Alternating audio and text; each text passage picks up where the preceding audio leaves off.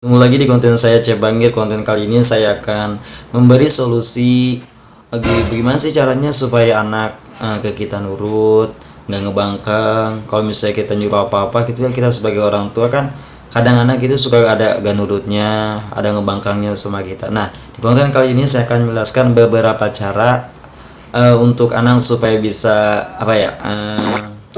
nurut sama kita. Tapi sebelum lebih lanjut lihat video ini, usahakan like, komen, dan subscribe karena satu subscribe kalian itu adalah motivasi untuk saya membuat video ini.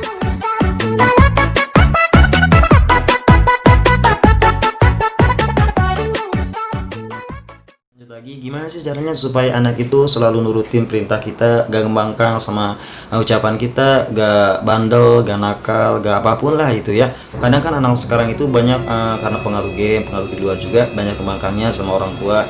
Kalau misalnya orang tua nyuruh jam balik kuliah ke warung udah teuing lamun di kuliah mah tuh udah segitu Pak. Nah, jangan sampai kan anak kita itu mempunyai kebiasaan selalu membangkang kepada orang tua. Saya mempunyai caranya. Gimana caranya supaya anak itu nurut sama kita, rajin belajar, ya intinya gak neko-neko sama orang tuanya. Apapun yang di orang tuanya suruh, dia selalu laksanakan. Caranya segampang. Pertama-tama, bila ada hujan, usahakan nih para ibu, para bapak itu selalu menaruh mangkok, kalau nggak gelas ya. Itu tujuannya buat apa namanya? Buat nandean. Apa nandean itu apa kalau bahasa Indonesianya itu nandein air hujan. Nah, kalau misalnya air hujan itu sudah cukup, sudah terpenuhi dalam gelas itu, lalu bacakan surat Al-Alaq dari ayat 1 sampai 5. Yang Iqra bismi rabbikal ladzi khalaq, khalaqal insana min 'alaq, Iqra wa rabbukal akram. Terus allazi alama bil qalam alama insanu malam ya'lam. Nah, setelah membaca ayat itu, tapi 5 ayat nih dari surat pertama sampai 5, lalu tiupkan ke gelas tersebut 3 kali, begituin ya, harus ditiupin. Nah, habis itu diminumkan ke si anak yang misalnya ke kita itu yang selalu ngebangkang ke kita, gak mau nurut sama perintah kita, gak mau belajar, gak mau apa-apa ya, itu usahakan habis baca surat itu lalu ditiupkan, lalu disuruh minum.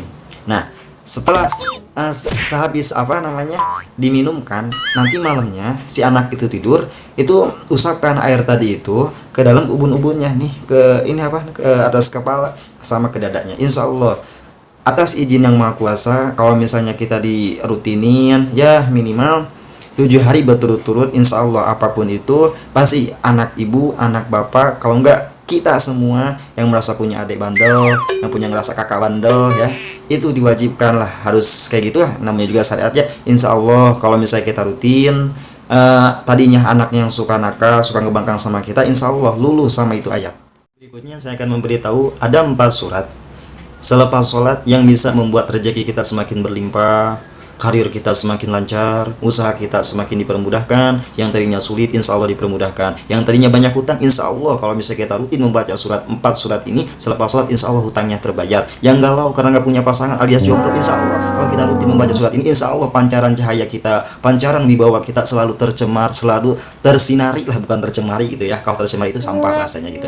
Nah, yang pertama selepas sholat subuh kita dianjurkan membaca surat Al-Waqiah. Kalau kata kolot dulu mah, kalau kata bahasa orang tua dulu mah ya, yang sing lobakeun mah maca surat Al-Waqiah, sabab rezeki eta datang nanti surat eta. Kita lihat syariatnya saja, hakikatnya mah dari yang sang kuasa ya. Yang keduanya, selepas sholat maghrib kita dianjurkan membaca surat Yasin. Insya Allah kalau misalnya kita punya hati bimbang, punya pikiran penat, apapun itulah, kalau kita selalu membaca Al-Quran, selalu merutinkan 4 surat ini, insya Allah apapun kegelisahan, apapun kesulitan itu akan terbayar oleh kenikmatan sama kejohiran yang bakal ditempuh nanti ke depannya.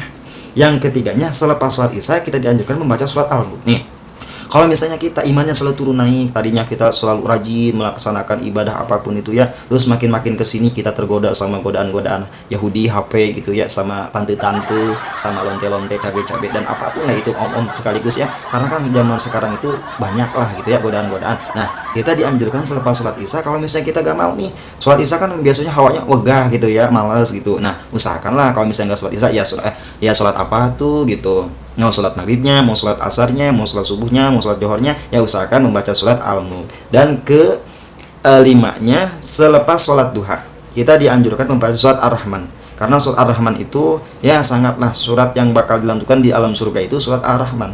Jadi kalau misalnya kita punya kebingungan apapun, punya kebiasaan apapun, kita selalu bingung, mau menjalankan hidup apapun itu ya, yang jomblo, kalau misalnya nggak punya pasangan, terus usahakanlah merutinkan terus ini 4 surat ini. Pertama, kita selalu rutin surat Al-Waqiah, kedua surat Yasin, ketiga surat Al-Mulk, keempatnya surat Ar-Rahman.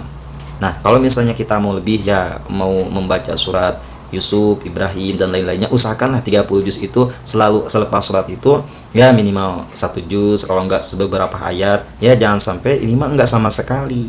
Karena kalau seseorang meninggalkan atau napi enggak wiridan gitu ya, pas sholatnya teh langsung berangkat kemana gitu, abang sih mau pergi, mau kencan gitu ya, kata kasarnya mah, dia teh nggak ngurid acan, nggak ngedoa acan. Nah itu teh gak boleh. Kalau sepalinnya menurut keterangan itu teh golongan monyet, tahu kan monyet. Nah kalau misalnya ada orang yang nggak mau wiridan selepas sholat, nah itu nggak beda sama apa, monyet.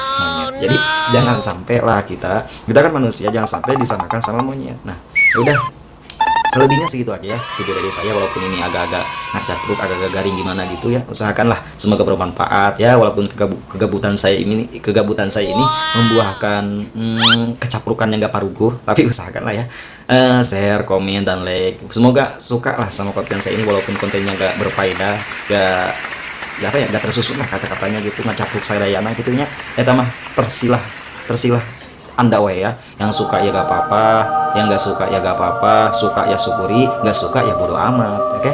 Selebihnya jangan lupa like, komen, dan subscribe.